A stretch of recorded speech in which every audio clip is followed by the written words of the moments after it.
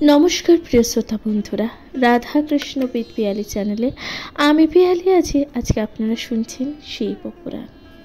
প্রিয় শ্রোতা বন্ধুরা, আজকের আলোচ্য বিষয়বস্তু চতুর্থ সংহিতা, যেখানে আপনারা শুনবেন সনত কুমার সংহিতা এর দ্বাদশ অধ্যায় আপনারা শুনতে চলেছেন শিব মাহাত্ম্য। শুনতে থাকুন শিব পুরাণ। যত পরং তস্যবস্থানং তয়া প্রক্তং মহামুনে তদহং শ্রোতুমিচ্ছামি ইয়াদি গুহং নতে প্রভু। ঋষিগণ বললেন, হে মহামুনে, আপনি শিবের যে পরম স্থানের কথা বলছেন বা বললেন তা বলুন। সনত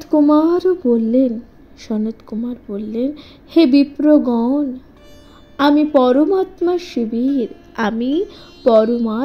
শিবের সেই স্থানের মাহাত্ম্য বর্ণনা করছি, আপনারা তা শুনুন।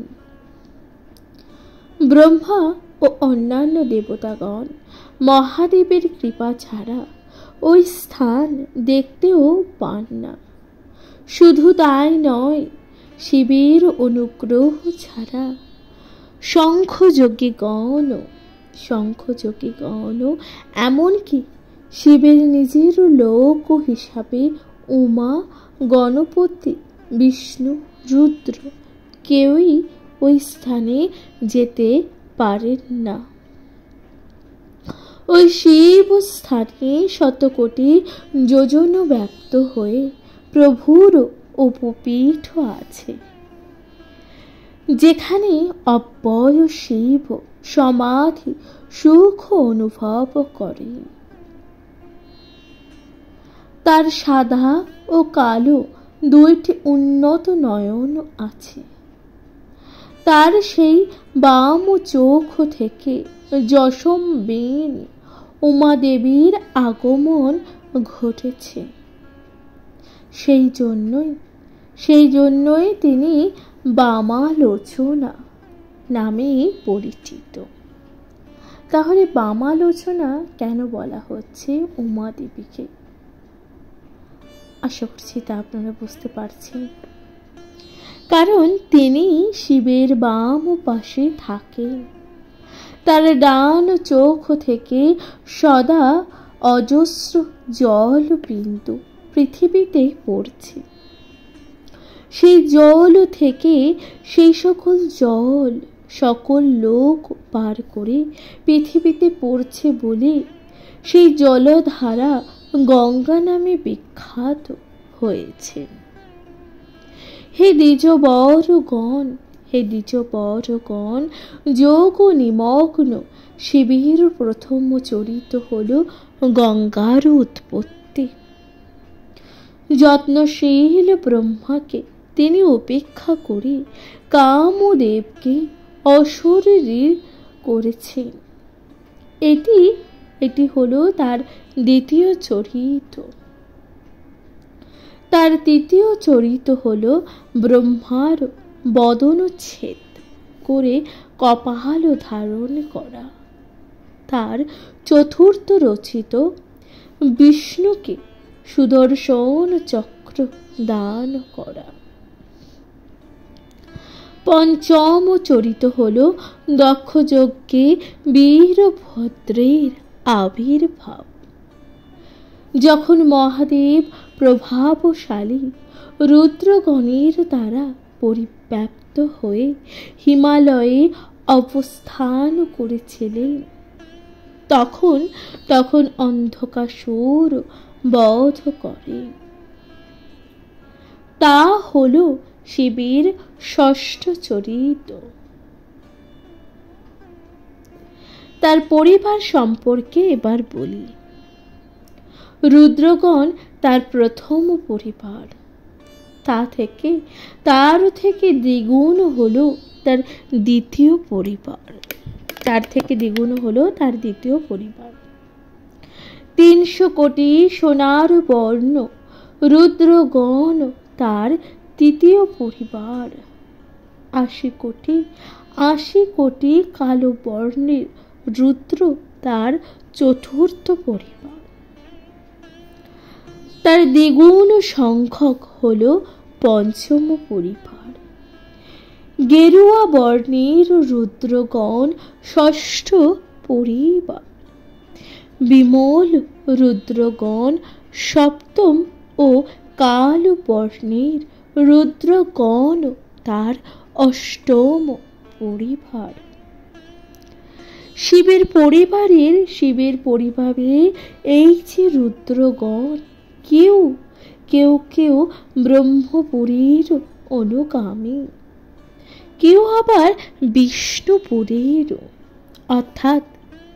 অর্থাৎ সকলেই কোনো না কোনো দেবতার অনুচর।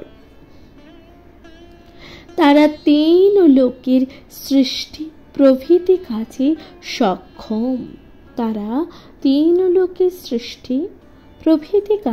সক্ষম।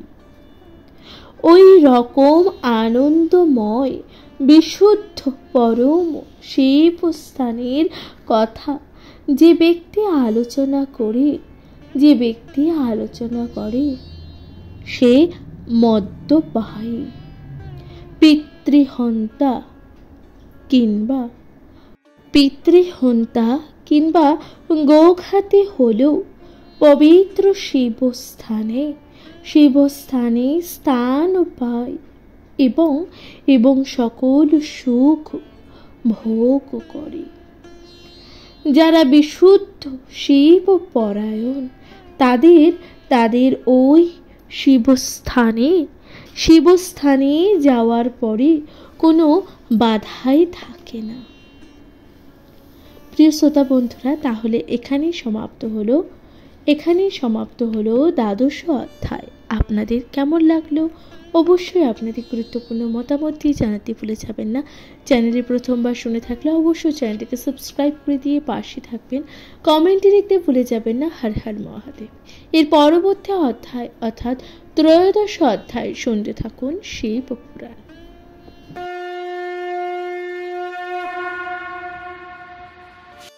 নমস্কার প্রিয় শ্রোতা বন্ধুরা, রাধা কৃষ্ণ বিদ পিয়ালি চ্যানেলে আমি পিয়ালি আছি। আজকে আপনারা শুনছেন শিব পুরাণ। শিব পুরাণের 13শ অধ্যায় আপনারা শুনবেন শিবস্তোত্র কথন, অর্থাৎ আপনারা এখন শুনতে চলেছেন শিবস্তোত্র। মহাত্মাৎ সর্বভূতানাং প্রভুত্বং বর্ততে শিবে বৃদ্ধেন তৃষাতে কেন কদ্দীপ বৃষ বাহন। ব্যাসদেব বললেন, হে প্রভু, মহাদেবের অলৌকিক মাহাত্ম্য ও সকল ভূতে তার যে প্রভুত্ব আছে এ কথা জানলাম। এখন আপনি বলুন এই যে বৃষবাহন দেব কিভাবে সন্তুষ্ট হন। তখন সনত কুমার বললেন, হে ব্যাস, যে বিধানে ওই ভুবন প্রতীক সন্তুষ্ট করা যায় তা আমি ঈশ্বরকে স্মরণ করে ঠিকভাবে গুণগান করছি, তা শোনো। পূর্বে এক সময় দেবতা যক্ষ নাগগণ সুমেরু পর্বতে গিয়ে সেখানে মহাদেবের মাহাত্ম্য শোনার ইচ্ছা অবস্থান করেন। ওই সময় সত্যাশ্রয়ী অতি শান্ত নগ্ন বেশ জিতেন্দ্রিয় বিভীষণ এলেন। তিনি সকল ভূতের আশ্রয় ঈশ্বরকে জিজ্ঞাসা করলেন, হে দেব, হে দেব, বিষবধ্বজ, আপনি দেবতাগণের বিষয় আমার সন্দেহ দূর করুন। সনত কুমার তখন বললেন যে ছাগলাঙ্গ, ভদ্রকর্ণ, গোকর্ণ ও বারাণসী ও উজ্জয়িনী, এই 5টি হল মহাদেবের শ্রেষ্ঠ আবাসস্থল। এই সকল স্থানে তীর্থ করি মানুষ মোক্ষ লাভ করে। বিশেষত কাশীতে আমি সকল সময় বাস করি। যে ব্যক্তি ওঙ্কার রূপী মহাদেবের ধ্যান করে তার প্রতি আমি সর্বদাই সন্তুষ্ট থাকি। যে ব্যক্তি অবশ্যই অশ্বমেধের ফল লাভ করে থাকে, তবে এই যে 5 স্থানের মধ্যে যেখানে আমি মুক্তি দিতে সদা অবস্থান করি তা হল কাশী ক্ষেত্র। প্রিয় শ্রোতা বন্ধুরা, তাহলে কাশীতেই হলো মহাদেব সকলকে সেই মুক্তি প্রদান করে। সেই কাশী ক্ষেত্র দুর্লভ, সুন্দর সুন্দর সব মন্দিরও আছে। আমি ওইখানে আমার মন্দিরে বাস করি। এছাড়া রমণীয় হরিশ্চন্দ্র পদে মহামণি রুদ্ররূপে অবস্থান করি। যোগেশ্বর প্রদেশে সুবর্ণপুরীতে আমি আদি কেশব রূপ ধরি অবস্থান করি। তরুবনে ভৈরব ও কমল বিল্লিকারোহণে আমি সেই দণ্ডধর মহাকাল রূপে অবস্থিত। কালঞ্জয় পর্বতে কর্কটেশ্বর নামে আমি পরিচিতি। ভূতেশ্বর বামকূট ও পরম গুহ কেদারে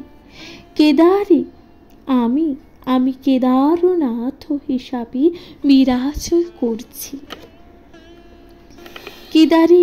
কেদারের দেব দারুবনে আমি সব সময় অবস্থান করি। ওই কয়েকটি আমার গোপন পবিত্র স্থান।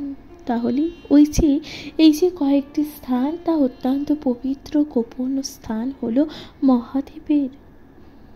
এখানে একটি সুন্দর শ্লোক আছে যেখানে বলা হচ্ছে যে দেবদারু বনে পুণ্যবাস ইয়াত্র সদা মম গুহস্থান পবিত্রানি মমতানি বিভীষণ। হে বিভীষণ, যে সকল ভক্ত সর্বদা অন্তরে শিব ভাব জাগ্রত রাখে এবং মন্ত্র উচ্চারণ করে ওই সকল পবিত্র স্থানে গমন করে, তারা সকল জীবের শ্রেষ্ঠ বলেই জানবে। যারা ওই সকল জায়গায় গিয়ে ধর্মের অনুষ্ঠান করে তারা অযুত অবুত কোটিবদ্ধ অযুত বৎসর রুদ্রলোকে অবস্থান করে। পাপিষ্ঠ ক্ষুর কর্মা বা শ্লেষ্য, স্ত্রীলোক বা ক্লীব, এরা যদি যে কোনোভাবে ওই স্থানে গমন করে থাকে এবং তাদের যদি কোনো অপবিত্র স্থানে মৃত্যু হয়, তারও শিবত্ব লাভ ঘটে ও তারও তখন সদ্গতি হয়। পৃথিবীতে যে সকল মানুষ এই যে 8টি গুহস্থান মল্লিকের অর্চনা করেন, আমি সন্তুষ্ট হয়ে তাদের গণের অধিপত্য প্রদান করি।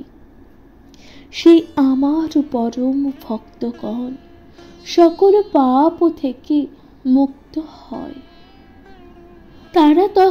তারা তখন আমার কাছে গিয়ে পরম গতি লাভ করে থাকে।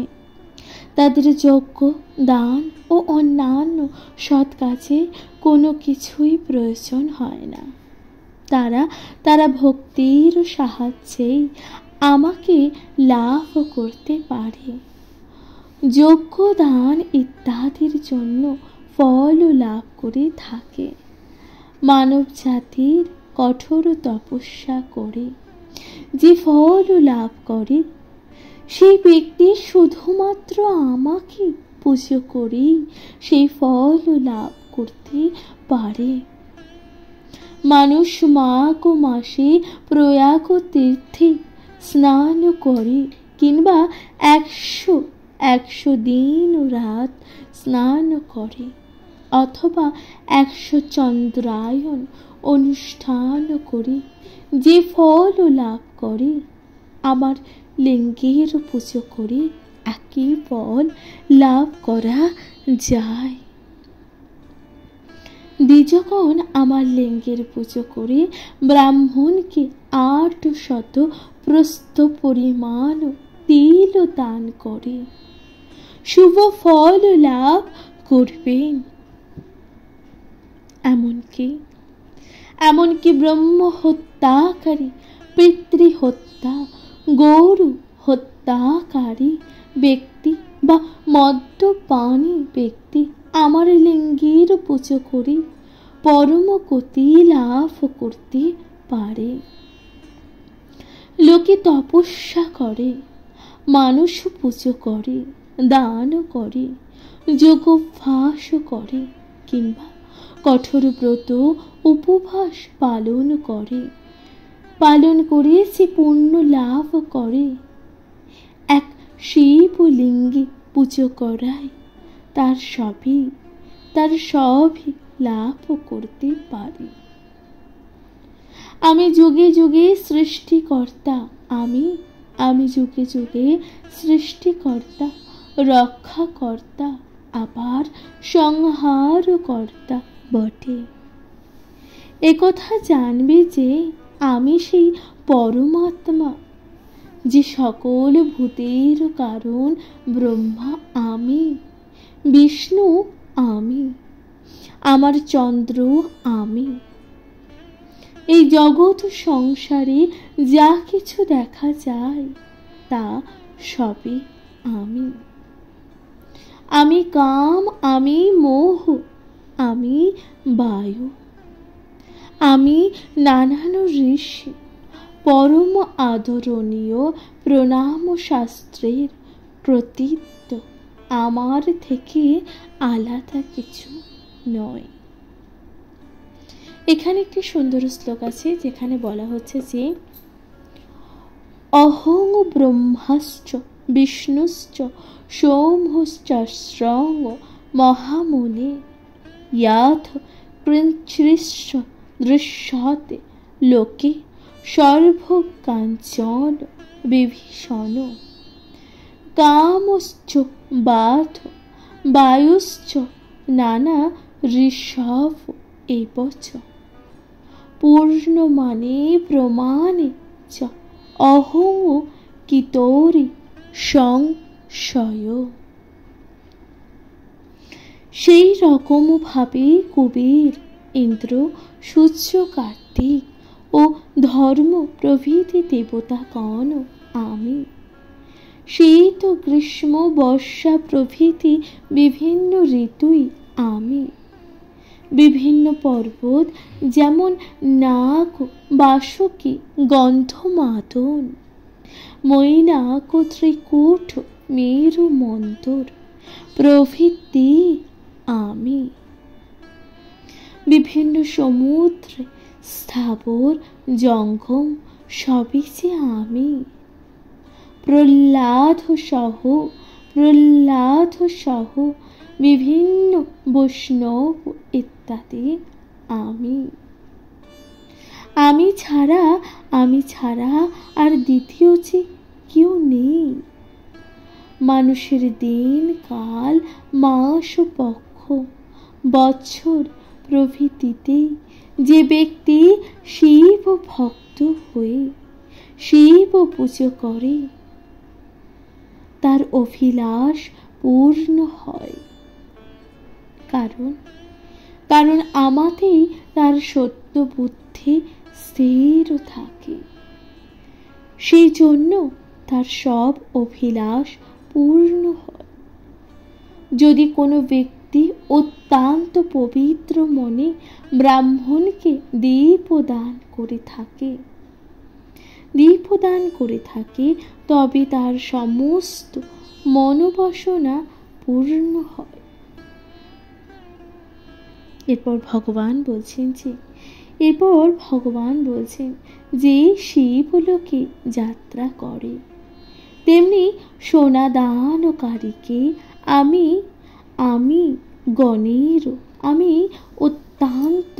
অত্যন্ত গণের অধিপত্য করে থাকি। পূজার পাত্র দানকারী ধূপ দানকারী আমার কৃপায় পবিত্র গতি লাভ করে। ব্রাহ্মণ বহুচরী সারি যজ্ঞ করে যে ফল লাভ করে আমার লিঙ্গের অভিষেক করলে সেই ফল লাভ করতে পারে ও যথেষ্ট পুণ্য অর্জন করতে পারে।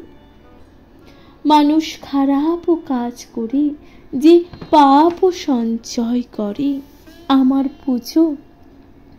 আমার পুজো করার ফলে যদি মন থাকে তাতে, তাহলে সেই ব্যক্তি পাপ কাজে যুক্ত হতে পারে না। যে ব্যক্তি আমার লিঙ্গের পুজো বৎসর ব্যাপী করে থাকে তাতে আমি খুবই সন্তুষ্ট হই এবং তাকে গণ প্রতীত্ব দান করে থাকি। যে ব্যক্তি তীর্থস্থানে গিয়ে সব সময় আমার ধ্যান করতে বিমুখ হয় না, তার বাড়িতে সব সময় প্রয়াগ পুষ্কর প্রভৃতি তীর্থ অবস্থান করে। আর যে ব্যক্তি শিব সেনা কখনোই করে না কিন্তু শুধু তীর্থ করে বেড়ায়, তার কোটি বার তীর্থ ভ্রমণ করে কোনো ফল লাভ হয় না। মানুষ 1 মাস ব্যাপী উপোস ব্রত পালন করে বা আগুনের মধ্যে প্রবেশ করে যে ফল লাভ করে আমার পুজো করলে সে ফলই লাভ করতে পারে। যে ব্যক্তি বাড়িতে থেকে একাগ্র মনে আমার পুজো করে কিংবা বনে জঙ্গলে পাহাড় পর্বতে থেকে আমার নিত্য আরাধনা করে, সে মৃত্যুর পর শিবের গণলোকে গণাধিপত্য পেয়ে থাকে। যে ব্যক্তি শিবের মাহাত্ম্য প্রকাশ এই অধ্যায় পাঠ করে বা শিবের নাম গুণ কীর্তন করে, সেই ব্যক্তি সকল পাপ থেকে মুক্ত হতে পারে। প্রিয় শ্রোতা বন্ধুরা, তাহলে এখানেই সমাপ্ত হলো শিবপুরাণের 13শ অধ্যায়। আশা করছি তা আপনাদের ভালো লাগছে। শিবপুরাণ আপনাদের কেমন লাগছে অবশ্যই আপনাদের গুরুত্বপূর্ণ মতামত জানাতে ভুলে যাবেন না। চ্যানেলে প্রথমবার শুনে থাকলে অবশ্যই পাশে থাকবেন, কমেন্টে লিখতে ভুলে যাবেন না। হর হর মহাদেব। শুনতে থাকুন 14শ অধ্যায়, যেখানে সুন্দরভাবে বর্ণনা করা হচ্ছে লিঙ্গের মাহাত্ম্য। শুনতে থাকবেন শিবপুরাণ।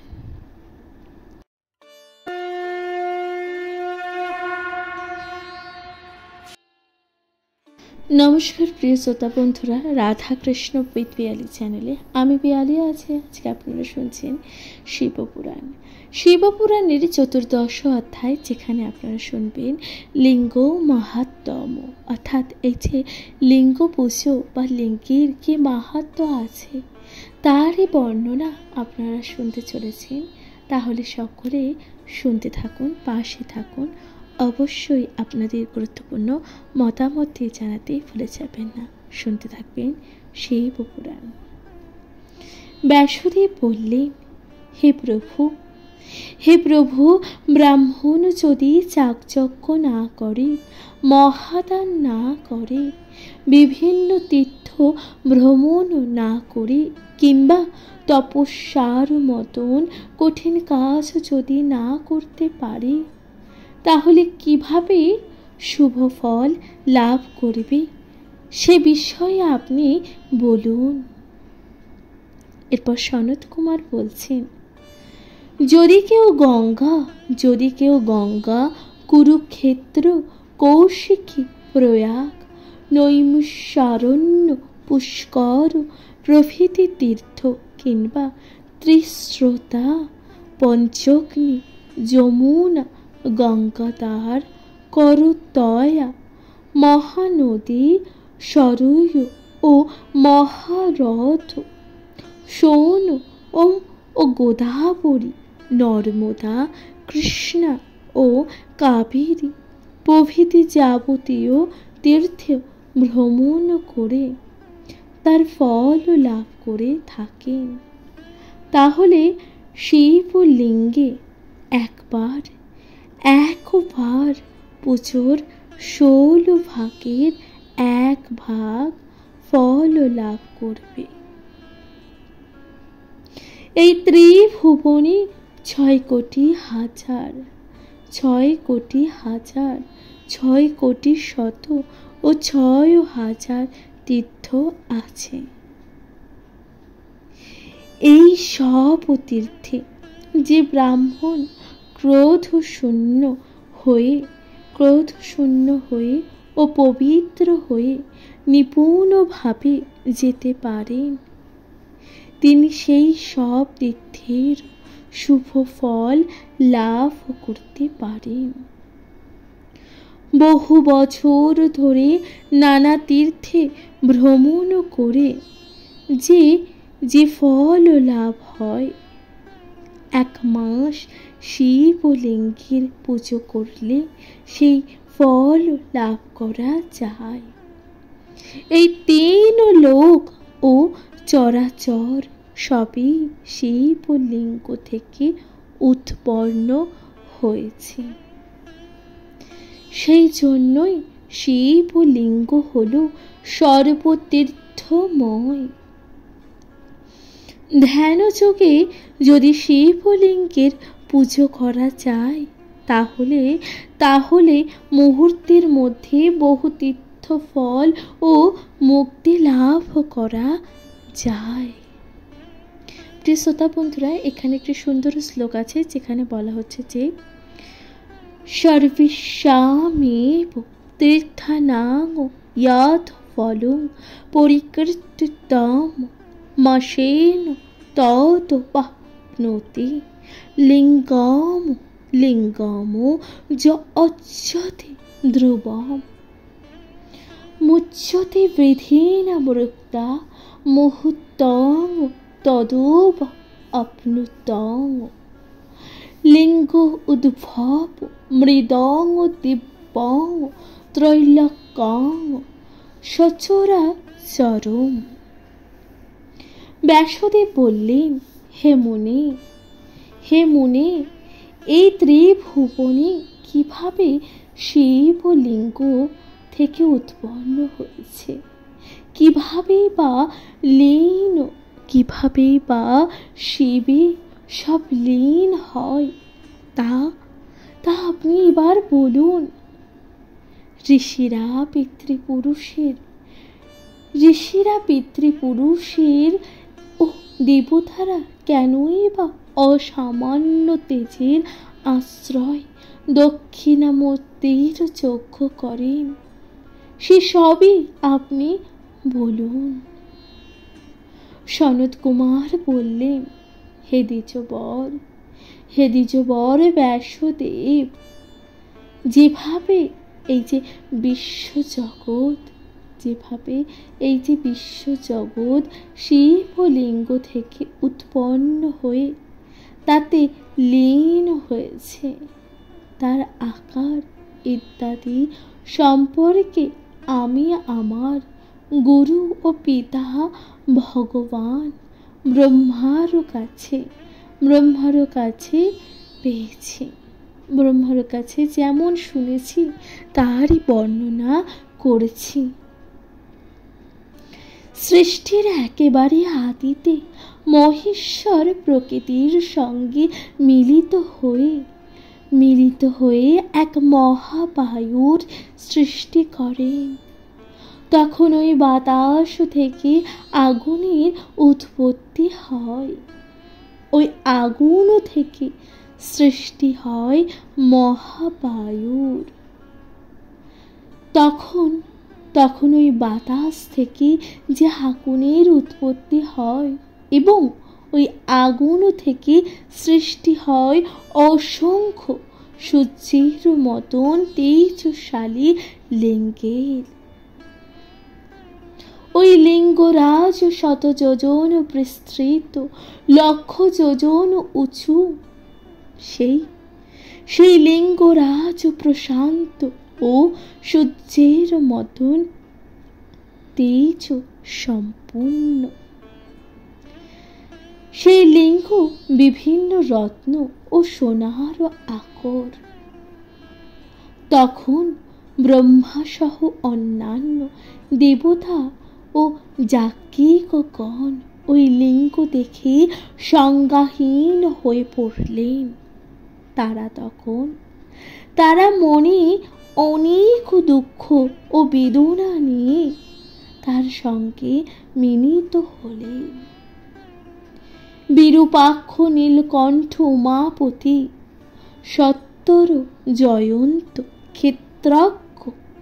ক্ষেত্রজ্ঞ ও পুরুষ, নদী, পর্বত, সাগর, হ্রদ, গ্রহ, নক্ষত্র, মাস, ফল, বৎসর সবই ওই ঈশান লিঙ্গে লয় হয়ে যায়। প্রিয় শ্রোতা বন্ধুরা, তাহলে এখানেই সমাপ্ত হলো শিবপুরাণের 14দশ অধ্যায়ের প্রথম পর্ব, অর্থাৎ আপনারা শুনলেন লিঙ্গ মাহাত্ম্যের প্রথম পর্ব। আশা করছি তা আপনাদের ভালো লাগছে। প্রিয় শ্রোতা বন্ধুরা, শিবপুরাণ কেমন লাগছে অবশ্যই আপনাদের গুরুত্বপূর্ণ মতামত দিয়ে জানাতে ভুলে যাবেন না। নিজের কাছের মানুষ, প্রিয়জন সকলের সাথে ভাগ করে নিন শিবপুরাণ। অবশ্যই শুনতে থাকবেন, কমেন্টে লিখতে ভুলে যাবেন না। হর হর মহাদেব। আজকের মতো জানাচ্ছি এখানে বিদায়। ভালো থাকবেন, সুস্থ থাকবেন, শুনতে থাকবেন শিবপুরাণ। নমস্কার।